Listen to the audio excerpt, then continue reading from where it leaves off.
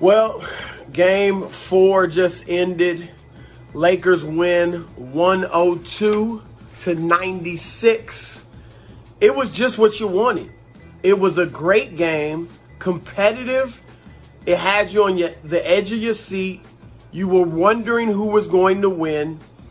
And for me, who predicted the Lakers would win in 5, I couldn't have asked for more. I didn't want the Lakers to win in a rout. I wanted a competitive game with some drama, some intrigue, some suspense. And that's what I got.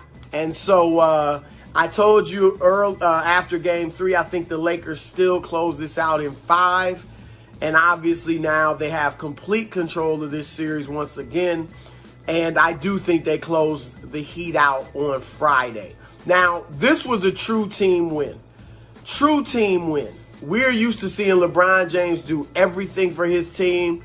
And while he certainly had a superb game, and I'll get to that in a moment, this was a team win. Kentavious Caldwell-Pope, some big three-point buckets. Playoff Rondo. The line is only 2.7 rebounds, 5 assists, which is in the bad line, particularly when you look at the rebounds and assists. But he played a really great floor game. He's so critical for them. And then, Kuzma, Kyle Kuzma, Markieff Morris, they chip in. Danny Green hit some shots early on that when LeBron was struggling in the first half that helped the Lakers, keep pace with the Heat. And then AD, he wasn't awesome, but 22 points, 9 rebounds. I'll take it from my second option or my second best player, which leads me to LeBron. I predicted today on Undisputed that LeBron would go for 28 points, 12 rebounds, and 9 or 10 assists. He goes for 28 points, 12 rebounds, and 8 assists. I just missed it. But I thought, obviously, in the first half, he wasn't himself. He struggled a bit with the 5 turnovers.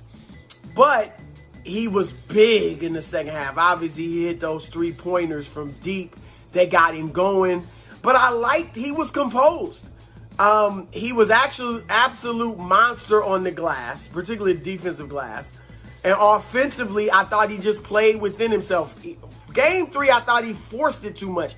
And I know we always try to get LeBron to find that balance between being aggressive and playing within the offense and getting others involved.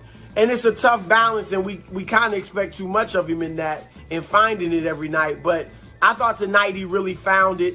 He was aggressive going to the hole late when he needed to, hit the big threes, but made sure everybody got involved. The ball didn't stick for the most part. He was moving it. And I think LeBron has also moved ahead in the finals MVP race with AD, his teammate. AD was the leader after the first 2 games. Game 3, obviously, AD he struggled. He didn't play well. LeBron played better but didn't have a great game himself, but he was better. And it was kind of up in the air going into this one. Obviously, tonight, LeBron was the man and the key.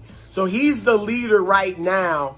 And if they go ahead and close him out on Friday and LeBron plays well, he probably takes home the finals MVP along with the championship trophy, his 4th. So, great game. I couldn't have asked for more. About KCP down the stretch there, you grabbed the rebound off Jimmy's miss, pushed in transition, see him in the corner. Just wonder, all the teammates you've had, which guys are going to be capable for those moments in a finals game. What you thought of that and his effort overall? I think at the end of the day, if you're on the floor in crunch time, then I believe in you. Who's ever out on the floor with me, I believe can make plays. And tonight was a case in point of KCP. A guy who stays ready, who works on his craft. And like you said, that 3 in front of their bench was a huge 3. And obviously the drive at the end of the shot clock was 2 big back-to-back plays, in the 4th quarter where we needed to continue to score versus team. I think it was after game 2 that you made the comment that it's not just enough to win the game. You guys want to be great. This game was one where defensively you guys were great, and then there was a lot of sloppiness early offensively with the turnovers. I'm just wondering if there's a certain point, like does there come a point where you stop striving for that winning and winning in a great way, and it's just enough to get the wins? Or is that not until? Well, it's two different things. It's kind of two different things, two different points you're making. You never stop striving to be perfect or be great. And you know that a perfect game is not going to happen, but that don't mean you still don't strive to be as great as you can be every night. Now, every game has its own, adjustments and things of that nature. And, tonight was one of those games where we had to win on the defensive end and make some timely shots. But I think when you start thinking like, okay, well, I can't be great tonight, or we can't be great tonight, okay, we just have to figure it out, then you sell yourself short. And for me personally, I would never do that as long as I lace him up and put on a uniform. But I love what we did tonight. Allison? David Meneman. LeBron, you guys took a 5-point lead to the fourth quarter and won the game, which made you, as a team, 56-0 this season, taking a lead into the fourth. What does that say about the makeup of your team, and do you take any pride in being on a team that can possess that stat? Well, I think the fourth quarter, obviously, is winning time. You got 12 minutes to buckle down defensively with the lead, try to hold that lead, and then you have to execute offensively. And, obviously didn't know the stat, coming into tonight, but for us, that's just the mindset. We got 12 minutes. And if we have the lead, it's our job to outscore the opponent or hold them to less points as us, which is the same exact thing. And because if we win the quarter, we win the game. And that's kind of been our mindset all year long. How good? I know you talked about AD's great games and said that's who AD is, but in the last 2 days, from where he sort of told us after Game 3, he felt like it could have been more aggressive to the guy he was after hitting that shot with 39 seconds left, beating his chest. What did you see in sort of his just getting back to that place where he can be the player that he can be? He's a big shot maker in the shot clock, early in the shot clock, fourth quarter, first quarter, everything in between. And it was just a great setup by Doe. First, the possession before that, Doe was able to fake it like he was going back to him, carry himself into the lane, get a layup. And then, kind of the very next possession, he was able to, find him. And AD just kind of stared at the shot clock, knew it was late in the shot clock, and obviously trusted his shot that he works on consistently. So, big-time shot, big-time play for our team to be able to put the game away. Sam? Ron, Spo just said over here that this game being tight back and forth the entire time, that it came down to moments of truth. You guys won more than they did at the end. But when AD hits that shot, and you're doing the Ric Flair and screaming a little bit, is there a different kind of satisfaction when y'all are so tight all night long and then you have that kind of a breakthrough at that point? Well, you kind of know momentum plays and momentum shots, depending on the score, the time, what's going on, within the last few possessions. They were going back and forth, with us, and we were going back and forth with them. Duncan Robinson hits one off the glass at the end of the shot clock for a three. Bam hits one off the glass, and, right there before we thought that possibly went in. Obviously, it didn't count. Hero hit some big shots. So we were, Jay Crowder, me and, Doe had a clean rebound. We both going for it. We smash each other in the paint. They kick it out to Jay Crowder. He hits a shot. So, to be able to, get some stops and then make a timely shot up 6, kind of, if you make that shot, that 3 to put you up 9 at that point in time of the game, then you want to get one more stop, obviously, but it's, you have the time on your side. And because it's a 3-possession game with 39 seconds, and most veteran ball clubs will be able to survive that. But just a big time play, big time moment, for not only for AD, but for our ball club and for our franchise. Scott? LeBron, what does an extra day of rest mean in a very physical series like this, and does it matter more to you now than it used to? No, for me it doesn't matter. I can go every other day if that was the case be, but I'm going to take full advantage of it. It gives me an opportunity to continue to get my body right, my mind, and everything in between. So I'll take full advantage of it, but it does nothing for me besides just getting a little extra day. I guess it does. I mean, I guess it does do a little something, but it's not needed for me personally. Chris? Thanks. Ron, when I believe it's like the third game of this series where you guys have called for a challenge in the first half. Today it was the right, you got it overturned, the right call. But when do you as a player feel like it's time to, do a challenge so early in the game? Like, when do you weigh the pros and cons of doing it so early? There's certain momentum plays throughout the first half. A certain rhythm that you have, either offensively or defensively, that if that call is made correctly, then you continue to stay in that zone. You continue to stay in that rhythm. And if the call is wrong, it can throw you off of your rhythm. So we've wanted to challenge some things in the first half that we just felt like, okay, even if we were right, maybe that's not the time. We still got our rhythm. We're good, whatever the case may be. But we felt like in that particular moment, we were playing some really good basketball. We was defending at a high level. And we knew for sure, we knew 100%, because I was guarding the ball, I knew for sure I didn't touch the ball. Hero just he tried to float it over me, and it kind of hit the backboard and hit the wire. So, Coach is always kind of like, 50-50 about it. And obviously as a player on the floor, you hate to tell your coach to challenge you, you're not 100%, but I was for sure 100% about that play. Okay, we'll go to Jeff. Jeff? No, Jeff. That's okay. Thank you. LeBron, I mentioned the fourth quarter being winning time. You played just about every second of the fourth quarter in this series.